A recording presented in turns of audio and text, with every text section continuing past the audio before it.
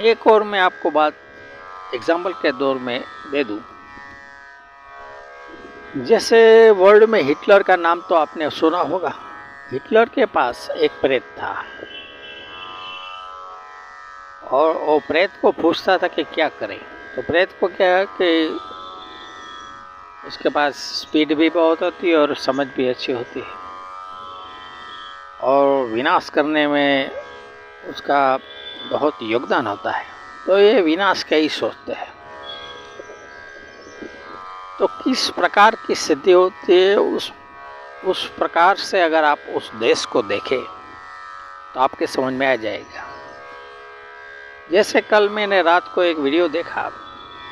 मैं अपने विचार को शॉर्ट नहीं कह रहा हूँ या ईरान को दोषी नहीं ठहरा हूँ, लेकिन मैंने एक वीडियो देखा कि ईरान में देखने लायक 10 प्लेसेस यानी 10 प्लेस तो मैंने देखा।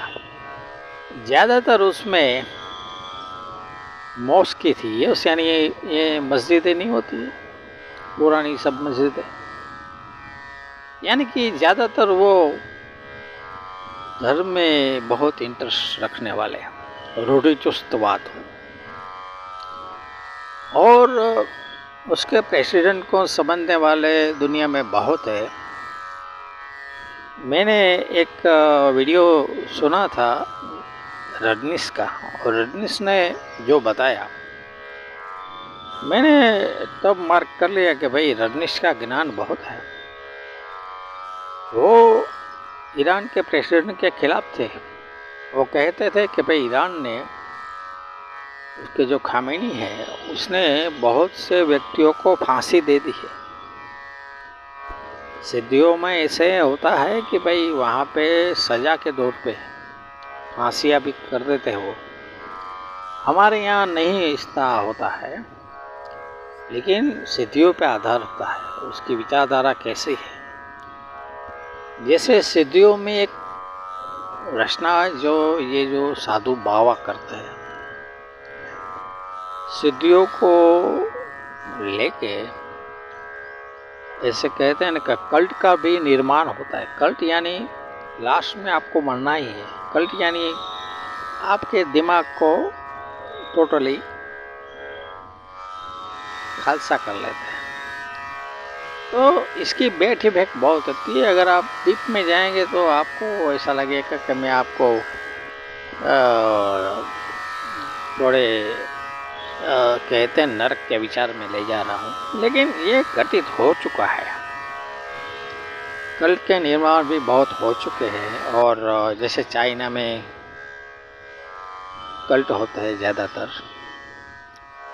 फिर जैसे अभी ये ईरान का ही देख लो ना, वहाँ पे सबको फांसी दे देते हैं।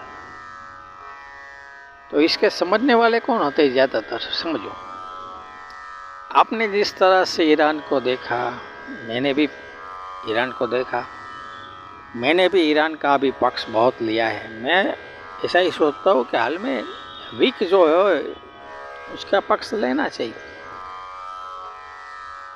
क्योंकि ये तो अमेरिकन लोग अपने स्वाद के खातिर, ऑयल के खातिर आए हैं और ईरान को ऐसे बकरा बना दिया है। तो हम सोचते हैं कि भाई ईरान सही है, लेकिन ईरान के सर्टेन मुद्दे आप देखोगे तो आपको पता चल जाएगा कि भाई एक्चुअली ये घटित क्या है, और देखने वाला जो ट्रम्प है वो भी क्या सोच रहे हैं इसके बारे में। ट्रम्प के पास ज्ञान है लेकिन सिद्धि नहीं है।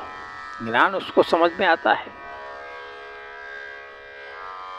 वैसे वाले जो चलाते हैं उसके पास ये धार्मिक गुरु का सब पता होता है। उसका दृष्टिकोण ही ऐसा हो जाता है कि भाई ये समझ सकते हैं कि ये क्या कहते हैं। और उसने, ट्रम्प ने जैसे रेजीम चेंज करना,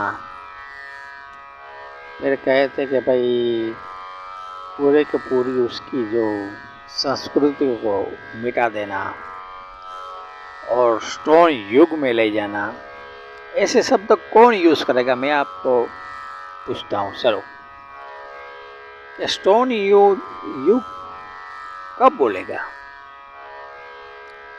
आपको यह बात समझ में आ जानी चाहिए कि भाई ये जो पूरी संस्कृति को नाश करना और स्टोन एज में ले जाना, इसका मतलब ये होता है कि उसने ऐसी भयानक पुस्तकें तब पढ़ी होती है।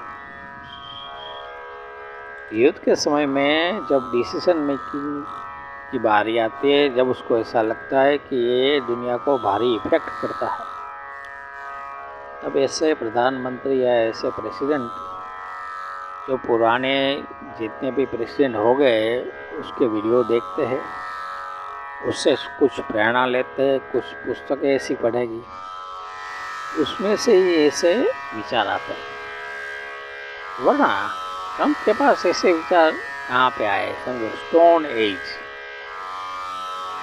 और ऐसे कहते हैं कि भाई संस्कृति को मिटा देना, उसके पास ऐसे विचार है ही नहीं। उसके पास विचार क्या है? तो इंग्लिश में ऐसे कहते हैं कि you want to make me happy. स्वार्थी लोग नहीं होते ये। कौन बोलेगा ऐसा कि आप मुझे खुश करना चाहते हो? आप समझ सकते हैं